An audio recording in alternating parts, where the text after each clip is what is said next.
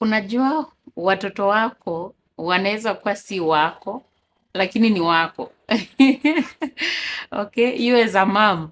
Ewe kama mama, unaweza kuwa ulibeba mimba mpaka kweli ukajifungua, lakini watoto sio wako, sio wako. Okay, DNA ukifanya watoto sio wako. How is that possible? There is something we call chimerism. Okay, whereby unapata wewe ni twin. Okay, wakati maybe mama alibeba ujauzito yako, ulikuwa na twin. Okay, lakini hiyo twin hakuweza kusurvive kwa tumbo, ukaabsorb the DNA of your twin. Sawa sawa. When you absorb the DNA of your twin, you have two sets of DNA. Sawa sawa.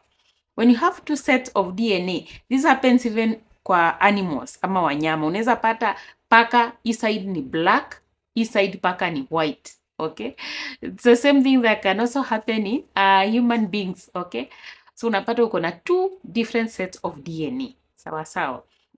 And then unapata ile DNA mingi ni huyo twin mwenye wako haukumake, and your mom even didn't know alikuwa amebeba twins in the first place, because sometimes that happens within the first few days or the first weeks of pregnancy. Okay, so what happens, unazaa watoto, wewe ndo ulibeba hiyo mimba mpaka ukajifungua, lakini DNA ikipimwa, watoto si wangu.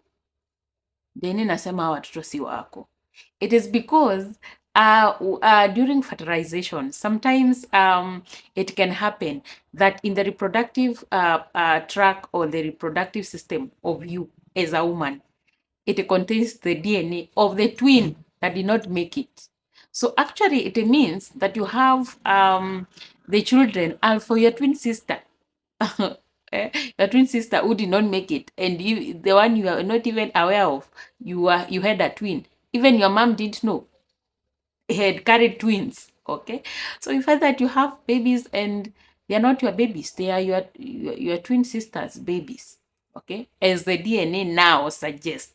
Okay, this happened uko uzunguni. Okay, whereby a lady had I think 3 children, called Lydia. I think you can also check it out. Okay, had 3 children, and then wakakuwa na issue with the boyfriend, so akakuwa wameachana na alikuwa anataka aliona na struggle, so ikabidi tu amefanya nini, amempeleka kotini that I need child support.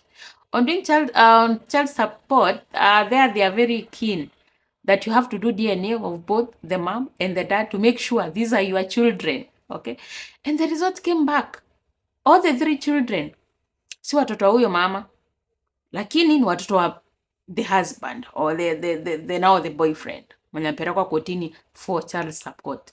Okay, watoto watakuwaje si wangu? Nilibeba hii mimba mpaka nikajifungua.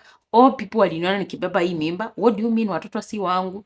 Okay, and it became a very big case that they thought that she's after money or a fraud or maybe surrogacy issues. Okay, and now the state became very serious on her and hard on her, that you are now the criminal and you are you want to steal money, and you know a fraud criminal case came up. Okay, so what happened after that, and this lady was frustrated. How are you saying that these children are not mine?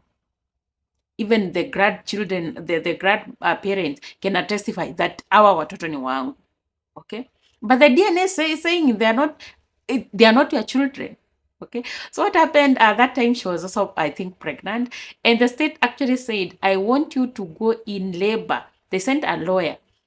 You be there when Lydia is giving birth. Okay, and make sure you draw samples at the birth and we test, ndio tuone kama hata mtoto mwingine mwenye amebeba saizi DNA itatoka ni yake ama si yake. And she was lucky enough that the DNA came back. Even the one that she has just given birth, si mtoto wake. And now researchers came in and researched what could be going on. Because even in this baby that she has just delivered, bado mtoto DNA inasema si wake. And there were witnesses who witnessed the birth. They draw the samples at that point, but the baby is not hers. Okay.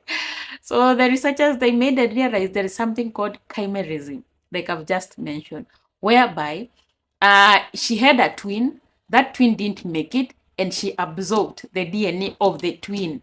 Okay. And you find that when you have two sets of DNA, sometimes you can have more DNA of the other twin. Okay. Or the reproductive organs, like her, they had to take samples from the cervix, and now they came positive. The DNA in the cervix was matching now her children's DNA. Okay, so that can happen. So yes, watoto wako wanaweza kuwa sio wako. Okay, ni wako, but DNA inasema watoto sio wako. Let me know in the comment section. Do you know of such a scenario, or have you heard about it? And what would be your reaction ukifanya DNA na upate watoto sio wako? Okay, let me know in the comment section. Thank you.